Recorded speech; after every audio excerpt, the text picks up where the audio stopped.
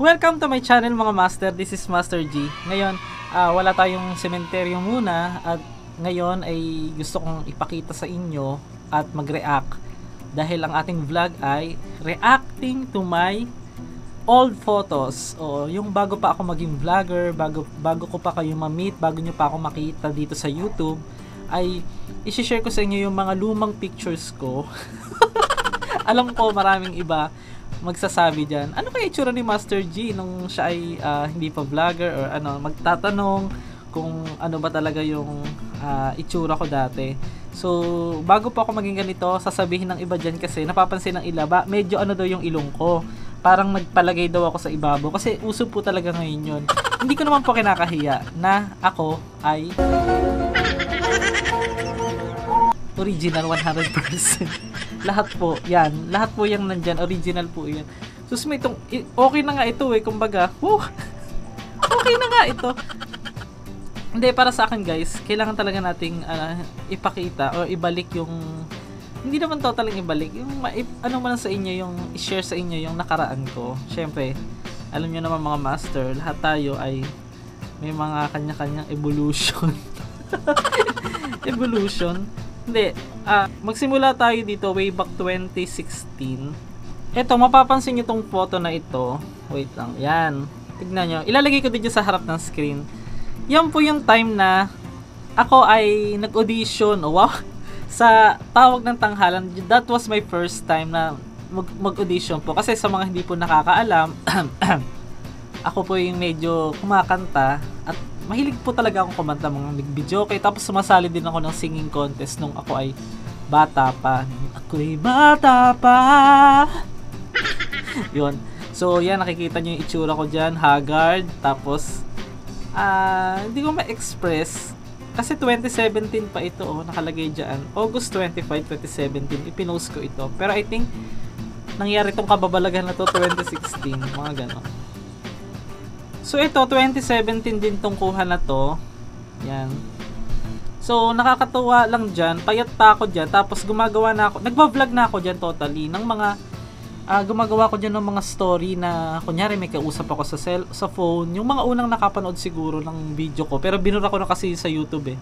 Yung, meron akong topic na usaping pag-ibig. Kunyari may magpapayo sa akin. Tapos, kunyari may babasahin akong sulat na tungkol sa may kinalaman sa love life, tapos papayuhan ko siya ng mga kung ano-ano para puro ano. Yun, balik tayo sa pagkabata, yung pinakabatang bata pa kasi I think 7 or 6 years old ako dito. Yan. The only pictures na magkakasama kami ng family ko, ng aking tatay, nanay, kompleto kami dito. Ito lang yung nag-iisa mga master. So, sa bandang side, makikita nyo po dyan, yung kapatid kong babae, nabuhat siya ng tatay ko. Oo. In-upload ko to 2016, pero matagal na po tong picture na to. So, makikita nyo dyan yung kapatid kong babae, buhat siya, tas tatay ko yan, yung naka-white silang parehas. Ako lang po yung hindi naka-white dyan, dahil ako lang po yung pinaka, maldito. Charot. At, yan, yung kapatid ko yung pangalawa, katabi ko. Tapos, yung mother ko, kasama niya yung aking bunsong kapatid.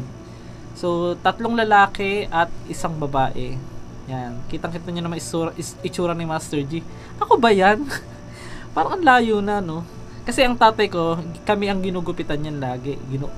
Pabilog lagi ang ginagawa. Kasi bilog nga yung ulo ko, nahihirapan nga kortehan.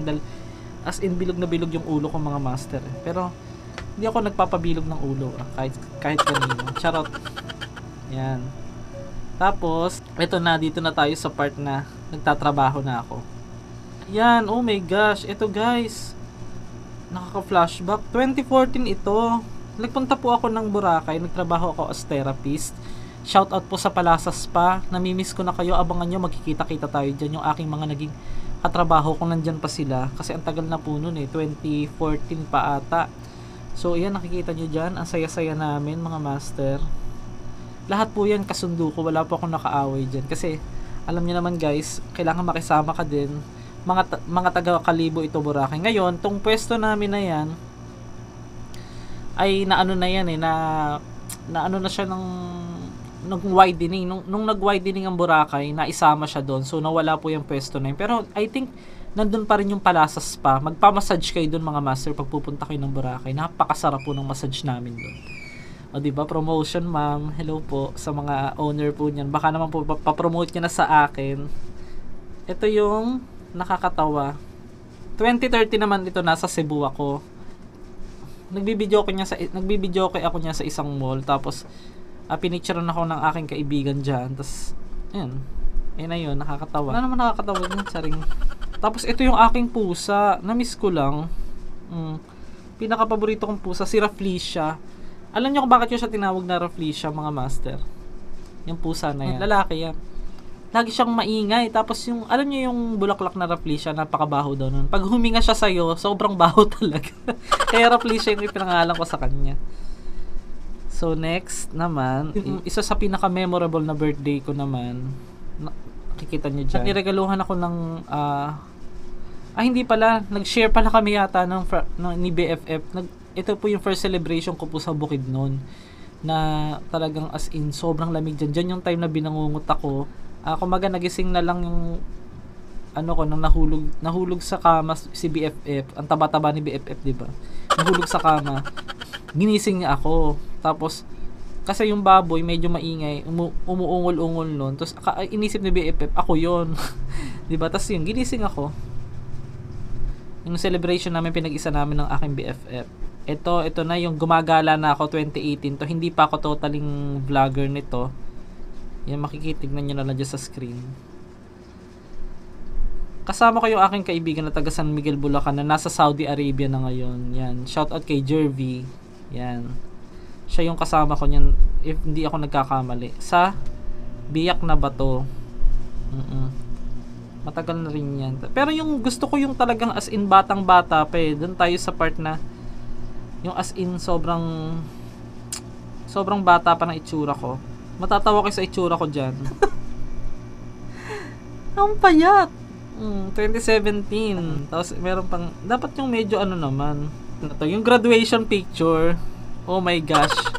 Ito. Yung itsura ko dyan, nakakatawa. Kasi, alam nyo ba mga master, best in religion ako dyan. Ang awkward. Diba no? Naging best in religion pa ako. Tapos yung, natatawa ko, yung kulay pula na yan, yung nakasabit sa akin is, parang gawa siya sa tingga. Tapos may maliit na naka-drawing no. Tapos ginawa ko, nagbebenta kami ng bakal bote. Pinag-interesan ko siya, sabi ko, mukhang malaki ang kilo ng tingga. Mahal ang kilo ng tingga. Hindi ko sure kung ano yung tingga sa English eh, comment bet. Pinukpok ko yun. Tapos sabi ko, baka kakamaibenta, malaki ang halaga. Yun, nawala na yung kulay pula na yan, yung pinaka-medal ko. Pero patay na rin naman yung nagsabit sa akin yan, si Ma'am Tex Aposaga. Ito yung sumali ko ng drawing contest nang ako po'y bata pa. Yan, nanalo po ako diyan, ako po yung nag-champion diyan. Tama ba? First. First. Pinaka first place champion. Nagdo-drawing na po ako ng bata. Mahilig ako mag-drawing. Ito yung sinasabitan ako ng nanay ko naman nang ako'y kinder. Ewan ko, yung most responsible ba yun? Comment below. Ayan, itsura ko dyan na kasi mangot ako. Kasi, medyo natatanda ko na yun, napakaraming tao, tapos hindi ko alam kung saan ako titingin. Parang ganon. Yun yung first time ko umakit sa stage. Yung aking mapagmahal na ina ang nagsabit sa akin. Kasi talagang mga master, ako masasabi ko, proud ako talaga sa nanay ko. Dahil, from the start, hindi niya kami pinabayaan at hindi niya kami iniasa sa ibang tao. Kumbaga nagtrabaho siya, nagsipag siya. Kami talaga ang nagsikap. Tapos itong part naman na to. Tapos ito yung mga JJ Mondays ako. Pakita ko sa inyo. Maniniwala ba kayong mga master na ako yan? Oh my gosh, yan, tignan niyo sa screen. Oh my gosh, ako pala yan. Yan ang aking friend na si Ludi. Ang aking kauna-unahang naging best friend. Oo. Sa aking pakikisalamuha sa mundo. Yan, siya po yung nandyan ngayon sa Singapore. Shout out sa iyo, Ludes. Oo, kay Ludi Estrada. Magkita tayo sa susunod na pag nakauwi ka na. So, siya po isang diyan sa Singapore. Nagtatrabaho po siya diyan. So next is dito na tayo yung batang-bata na talaga, as in bata pa. Pabataang pose na. Oh. Parang nakakaiyak din pala. Ewan mo ba, maiiyak ka ba o ano? Parang gusto mong kausapin yung sarili mo. Ikaw mga master, pag nakikita mo yung mga lumang pictures mo nung walang-wala ka pang alam sa mundo, ano yung pakiramdam mo? Ako ngayon, pakiramdam ko pag tinitignan ko siya, parang hindi siya yung ako, napakalayo na. Kung kakausapin ko siya, yan, masaya ka talaga kung ano yung nandyan. Nakakaiyak mga master. Para sa akin, napakabait mong bata kahit pasaway ka. Hindi mo ine-expect talaga yung mga pwedeng mangyari sa future. Imagine mo, itong batang paslit na ito, mag-iikot-ikot ng sementeryo. Tapos, makikita nyo, mapapanood ninyo mga master, di ba? Wala lang, nakakalungkot lang. Pero ako, sasabi ko lang na ako'y natutuwa. First year high school. Naku po mga master, baka magulat kayo. Eto, tignan nyo dyan sa screen. First year high school ako niyan. So, 'di ba? Wala akong masabi. Oh my gosh. Ako pala 'yan. Naalala ko lang ng first year high school ako pag umuwi ako. Ang baon ko noon, kayo magkano ba baon niyo noon that time? Ako baon ko siguro may 30 pala. 5 pesos pala yung pamasahe. High school, oo. 30 pesos ang baon ko noon. Pinagkakasya ko 'yun. Bali yung 20 na natitira, yun yung pagkain ko. Tapos nagugulat pa yung nanay ko, may dala akong, nakakabili pa ako ng siopaw. Nakakapagdala pa ako, natitipid ko. Alam niyo kung bakit mga master, kasi naikwento ko din yata sa nanay ko noon na meron akong matabang kaibigan na lesbian. Siya din yung isa ko sa naging best friend. Actually, parang siya ngayon nauna ko talagang best friend dahil bago naman kami magkakilala ni Ludi, siya talaga yung high school friend ko talaga na masasabi ko din best friend ko. Pagkakain kami noon, as in isang plato lang, tapos may marami siyang dalang pagkain. Nakikita niya ako ng konti lang kinakain ko, lagi niya akong inaanong kumain. Doon ako nag-touch na hanggang ngayon. Shoutout sa'yo kay Rose Ann, oo, na aking lesbian LGBT na friend. Nasaan ka man ngayon, hindi kita makita, wala akong balita sa'yo. Mag-comment ka naman, PM ako sa FB page, magkita tayo. Namimiss na kita talaga. Si Rose Ann din, marami kong i-reveal sa inyo na ang laki ng naging tulay din sa buhay ko yung si Rose Ann, yung aking kaibigan na lesbian. Napakabait na tao niyan, napakatotoong tao niyan. Kaya lang, nung pumunta ako sa kanila, wala siya doon. Siguro way back mga 5 years to 6 years ago. 2003, yung picture na yan. No? Sana tapusin yung video hanggang 15 minutes lang naman to mga master. May makikita nyo yung aking, ang payat ko pa dyan, OMG. Ayan, no? 2014. Grabe. Yun yung aming spa. Harap po siya ng White Beach sa Boracay. Yung mga kaibigan ko hindi na rin nagtataka sa akin na naging vlogger din ako ngayon. Kasi dyan pala nagbibideo-video na master. Sinamahan ako ng aking dalawang pinsan na sumuporta rin sa aking pag-start ng journey sa pagtatrabaho. Yan yung aking dalawang pinsan na si Marisa at saka si Sadja. Yung nag-a-apply pa lang kami. Tunayan nag-a-apply ako. Yung kulay blue na hawak ko dyan, tignan nyo na lang dyan sa ay mga resume. Alam nyo ba, one day ako nag-apply dyan. Ako sa awa ng Diyos, natanggap ako agad mga master. Naghanap na agad ako ng boarding house. Shoutout po pala dyan sa aking mga kaibigan na tumulong din sa akin before dyan sa Boracay. Yan, kila Ate Sally. Yan. Namimiss ko kayo, magkikita po tayo. Sa asawa niya, si Kuya Romel. Yan, hindi ko kayo makakalimutan. Kayo yung isa sa tumulong sa akin.